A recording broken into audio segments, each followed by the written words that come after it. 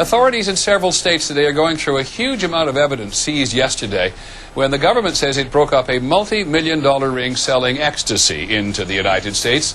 One of the largest ecstasy busts ever involved millions and millions of pills, more than 100 people arrested.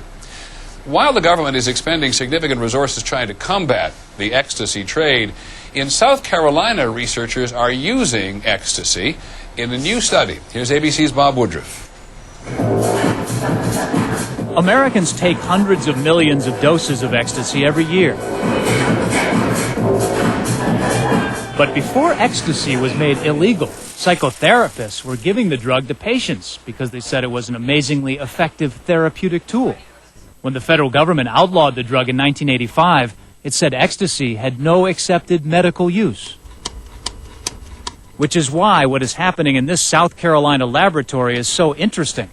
For the first time in nearly 2 decades, the U.S. government has authorized a human study, allowing patients to take ecstasy under a doctor's direction for post-traumatic stress disorder.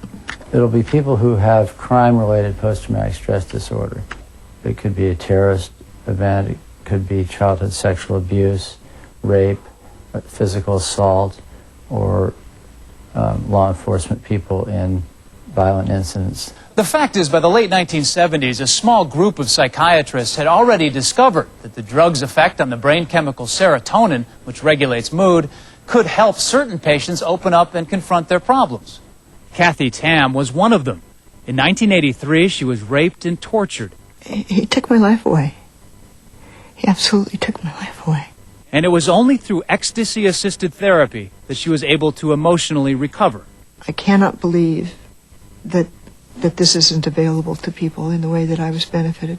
Federal authorities insist that ecstasy is still dangerous, and there are public health campaigns against it. The death of Daniel C. Hurd is due to acute drug intoxication. But the notion that ecstasy has no medical use is now officially in dispute. Acknowledgement that the total ban on ecstasy 19 years ago may have been an overreaction. Bob Woodruff, ABC News, New York.